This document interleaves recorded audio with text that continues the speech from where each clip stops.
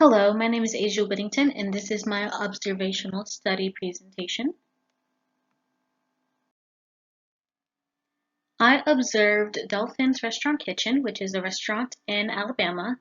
The webcam had about 3 to 4 chefs working in a generally large kitchen, which held an oven, a stovetop, several countertops, and a deep fryer. I did focal sampling by observing only the behavior of one chef in the kitchen, and that behavior was recorded in 30-second intervals. This is a screenshot of the kitchen. While I wasn't able to grab a screenshot while I was doing my actual observations, I just wanted to show you what the kitchen itself looked like. And this right here is the individual that I was observing when I was doing my observations in the cap by the stove. I mostly chose him because when I was deciding which webcam to do, he seemed like he was the most active in the kitchen. And whenever I went back to the webcam, no matter what day it was on, he seemed like he was always working. So I figured when I picked a day to do my observations, he would, when in doubt, be available.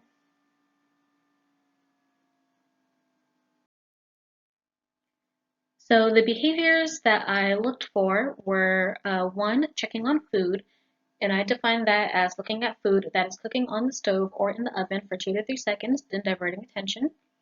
Grabbing ingredients, which means grabbing food ingredients, including condiments, with either his hands or kitchen tools, and then grabbing pots or pans on the stove, which would include touching the handle of a pot or pan on the stove for at least 3 seconds while the food is cooking.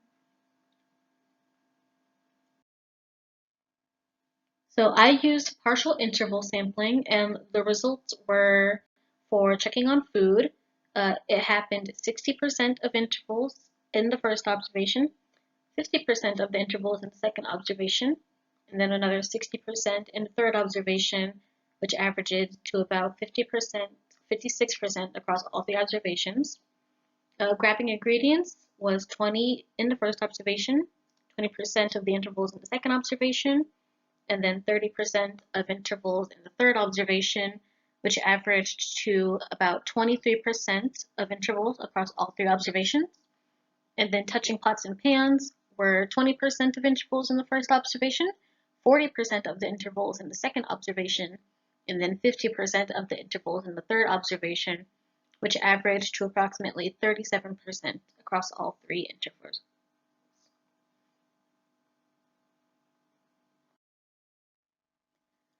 So the behavior was generally easy to observe because a couple of them, such as grabbing ingredients, could have been long in duration, uh, as well as touching pots and pans, because that's something that you generally have to hold on to for certain periods of time.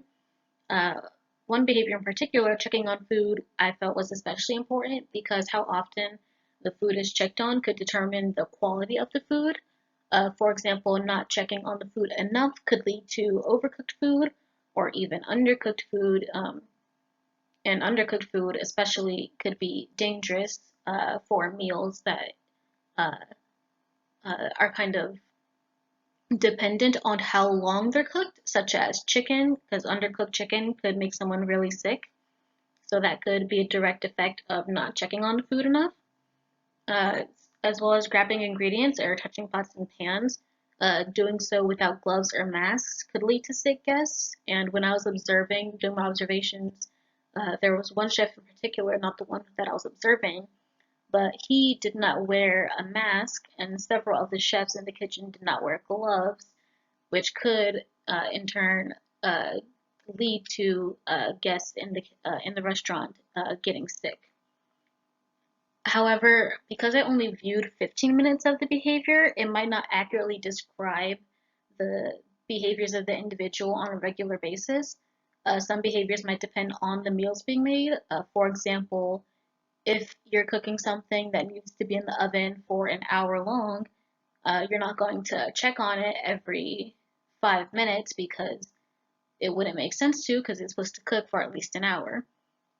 So it could easily have depended on what specific meals were being made in my 15 minutes of observations. All right. Thank you for observing my presentation.